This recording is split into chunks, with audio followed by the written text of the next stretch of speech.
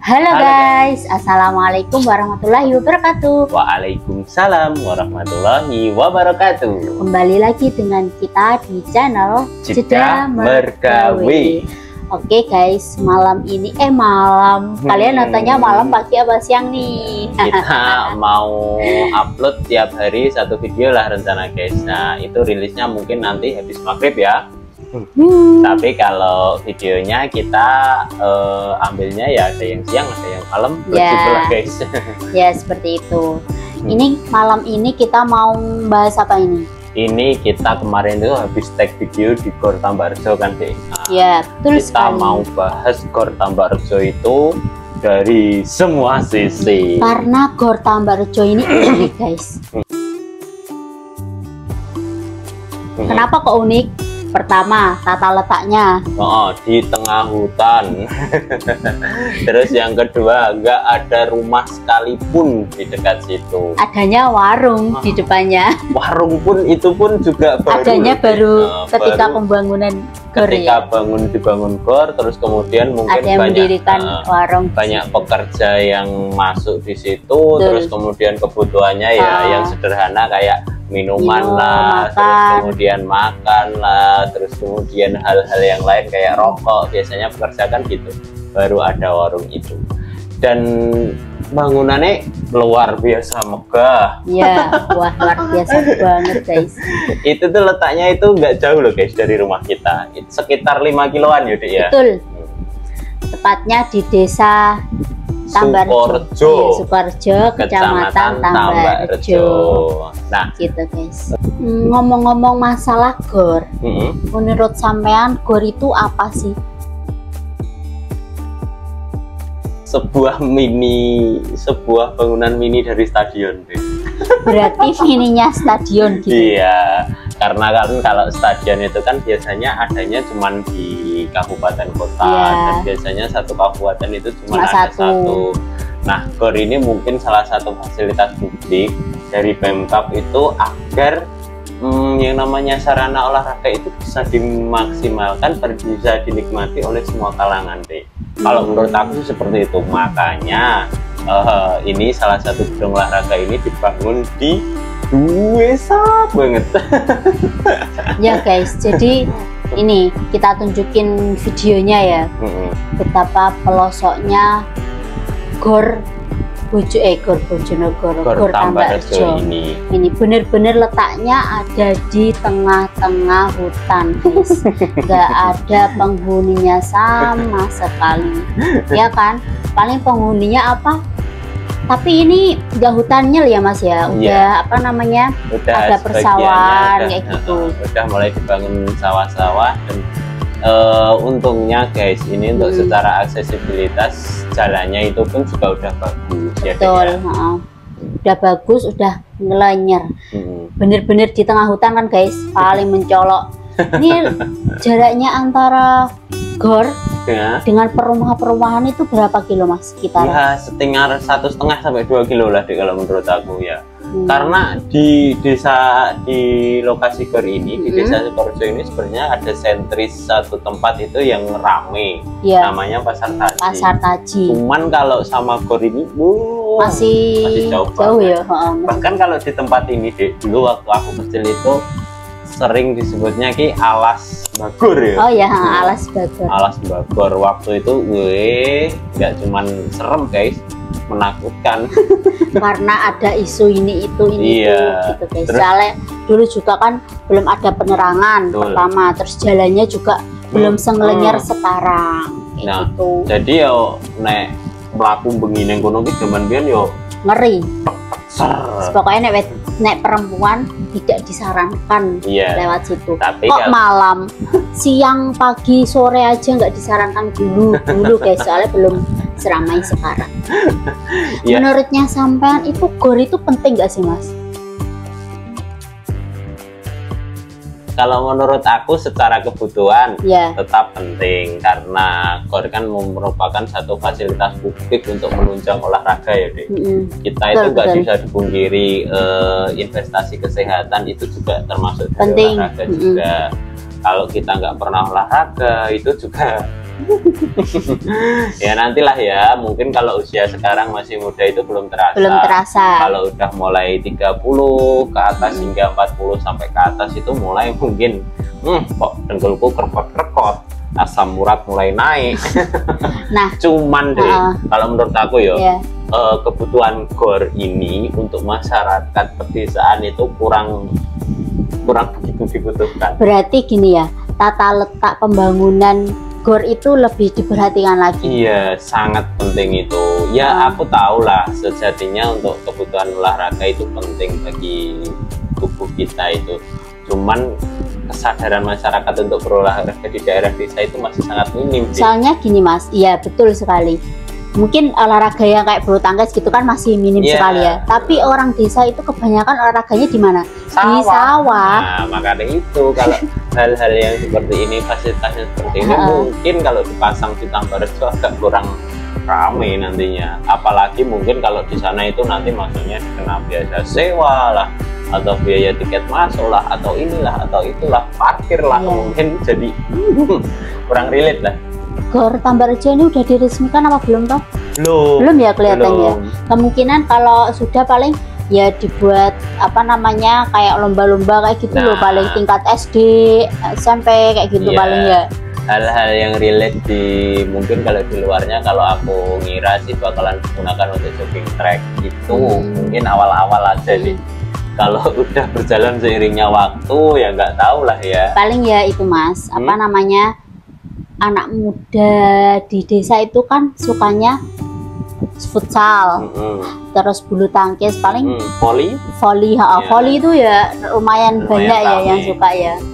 Dan menurut aku ya Dek, GOR di Tambarejo ini kan kebutuhan masyarakat itu yang primer itu enggak GOR sih ya, lebih ke fasilitas publik penunjang yang lain. Seperti ya yang namanya di pedesaan guys, kalian kalau orang-orang desa, kalian yang tinggal di desa pasti tahu sendiri lah, yang di desa itu yang bisa menunjang ekonomi ya mungkin jalan, terus kemudian jembatan, aksesibilitas tempat publik ke rumah itu kan termasuk jalan dan yang lain-lain. Terus kemudian kayak yang bisa menunjang ekonomi, pasar tradisional. Nah mungkin kalau aku loh ya guys, misal aku ini jadi bupati atau ada siapa yang bisa nentuin ini pembangunan kayak gini, itu lebih ke arah pembangunan pasar tradisional untuk menunjang ekonomi. Terus kemudian pengelolaan sampah yang ada di pasar tradisional itu, karena ada ya pasar di desa itu masih apa ala kadarnya. Terus permasalahannya itu di pembuangan sampah. Betul banget lah, sampah ini dibuang neng dindi, nggak ngiro-ngiro. Oke lah kalau pas musim kemarau di lahan tersebut bisa dibakar bersih, meskipun menimbulkan polusi udara. Cuman kan seenggaknya sampah ini hilang. Nah kalau musim penghujan deh susah. Insya Allah bau ya deh. Bau. Terus bisa nyebabin banjir juga. Yang paling dekat itu lalat sih kalau aku. Oh iya betul, lalatnya kan mengundang lalat karena bau-bau itu toh. Terus kemudian kan ya nggak nyaman lah di hidung. Oke kalau dibakar itu satu sore satu siang, ketika sampai habis sudah selesai. Meskipun mabus, tapi karena di desa itu banyak pohon yang notabene adalah penyerap karbon dioksida, ya wes selesai habis gitu loh. Kalau menurut aku sih seperti itu. Dan yang ada, kalau yang aku tahu di pasar tradisional itu yang kurang itu ya kayak listrik, kemudian air. Nah, itu vital deh. Kayak air itu harusnya ya kita nggak muluk-muluk ya guys, atau kita nggak terlalu banget, cuman kayak hidran. Terus kalau ada insiden kebakaran kayak gitu tuh kita bisa cepat penanganannya. ini Mas, di Pasar Taji itu kan beberapa kali kan kebakaran toh. Itu juga walah loh. Maksudnya ya, pemadamnya kan dari Ngerau toh, jauh kan. Jadi terus ngambil airnya susah. Lumayan apa namanya yang kena itu lumayan banyak. Iya, gitu. Ya mosok kebakaran yang disirami nganggo ember. Ember ambil di rumah orang-orang yang dekat situ kan yo enggak itu ya Mas ya. Kalau secara kebutuhan sih aku lebih ke situ daripada untuk bangun gor yang semegah ini. Lebih baik untuk bangun yang kayak tapi ya gitu. Kita lihatlah besok ya ketika udah diresmikan, digunakan. Ternyata kalau dampaknya positif ya alhamdulillah dong. Mungkin gitu. kalau positifnya ya Dek, kalau menurut aku ya, kan di sekitar di daerah situ kan masih sepi pengunjung, sepi penduduk ya, lebih betul. tepatnya karena benar-benar di tengah hutan gitu ya. Nah mungkin nanti di deretan gor-gor seberang jalan itu bisa ditata untuk beberapa kios atau toko sehingga memajukan untuk UMKM. Nah, ya. Kalau aku sih ke arah situ deh, mungkin dampak. Ya semoga aja ramai gornya. Ya, kayak gitu. Kalau nggak ramai nggak mungkin ada orang sewa toko di situ. Nah, kayak contohnya di kota itu kan di stadion. Di stadion kan setiap hari ramai Mas, ya kan? Pagi itu lansia kayak gitu kan juga banyak yang olahraga. Terus kalau sore itu pemuda-pemudi, ya kan? Jadi yang jualan di pinggiran gor itu ya maksudnya setiap hari pasti dia ada yang beli lah. Enggak ya ada yang beli. Oh ya Dek, ngomong-ngomong lansia ya Dek. Aku tuh baru inget ya, mungkin nanti yang banyak gunain ini malah justru kalangan ibu-ibu untuk senam Dek. Oh iya betul. Misalnya fasilitasnya di Tambarrejo itu kayaknya belum ada ya. Belum ada untuk senam-senam kayak gitu. Belum ada. Yang selama ini aku tahu itu di itu loh Mas. Mana? Polsek. Bukan Polsek. Polsek itu ada di depan Polsek itu kadang senam. Terus di depan Puskesmas. Depannya MTS daerah. Oh KUD. Nah. Dulu soalnya ibu kan pernah ikut tim senam gitu toh. Senamnya masih di KUD guys. Nah, gitu. Bisa jadi sih itu. KUD itu kan ya sebenarnya fasilitas publik, cuman itu unitnya pengelolaannya lebih ke desa ya Dek. Karena KUD sendiri kepanjangannya Koperasi Unit Desa. Kayak gitu guys. Dan di Tambarrejo ini sepertinya gornya ini ada dua loh Mas. Tambarrejo, Dolo Gede. Dolo Gede sama gor yang di Sukorejo. Oh ya Sukorejo. Tambarrejo. Tambarrejo itu kecamatan. Kalau Sukorejo itu desa. Nah di Tambarrejo itu ada dua gor. Satunya gor di desa Dolo Gede. Itu udah ramai yo kalau di gor situ. Karena itu tempat tinggalnya Pak Menteri Sekretaris Negara Gres. Maju loh itu termasuk Pak Pratikno ya. Kalian bisa searching sendiri namanya Pak Pratikno Mensesnek itu dari Tambarrejo guys. Anak Tambarrejo nyol. Ini YouTuber juga dari Tambarrejo guys. Tambarrejo nih senggol dong gitu guys. Kalau menurutmu kekurangan gor Tambarrejo ini apa sih? Kalau aku kekurangannya ya untuk saat ini itu kok lokasinya itu loh Mas. Iya, yang masih tengah hutan ya. Kalian bisa lihat sendiri kan guys di videonya. Kalau gor Tambarrejo kan enggak ya, gor Dolo Gede kan enggak. Di tengah pemukiman gitu. Terus sampingnya itu ada lapangan besar. Nah, itu tuh sering dipakai buat perkemahan. Gitu. Kayak jadi aksesibilitas layout dari landscape tempatnya itu lebih ketata gitu lebih ketata betul. Jadi di sini gor, terus kemudian di sini lapangan sepak bola, terus ada masjid gede juga. Oh iya, betul. Terus sama ada satu tempat itu kayak pendopo itu yang aku tahu itu buat perkumpulan itu deh. Salah satu organisasi yang atau dari pegiat desa alam atau pegiat alam yang ada di desa Dolo Gede. Keren, jadi ya? Kayak fasilitas umum itu melumpuk di kono. Oh iya, jadi ramai terus ya. Setiap kita lewat itu sepertinya ada yang pakai kok guys. Terus kemarin ada lomba mewarnai kayak gitu di situ. Terus pentas seni itu kemarin yuk di situ. Jadi pakai banget. Nah, siapa tahu ketika nanti ada gor di Sukorejo bisa maksudnya juga seperti Dolo Gede gitu loh. Dan yang aku tahu deh, kalau di Gor Dolo Gede itu ada salah satu tempat itu yang di pinggir-pinggirnya itu kafetaria.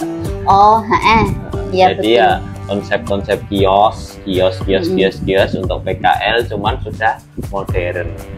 Nah di situ tuh banyak sih yang gunakan untuk jualan kopi, terus kemudian jus, es, dan yang lain-lain lah guys tentunya. Jadi di desa tapi terasa di kota. Iya, gitu, semoga penghasilannya kayak penghasilan kota juga ya guys. Amin. Terus apa lagi Dek kalau untuk kekurangan dari Gor ini? Buang-buang anggaran nggak sih?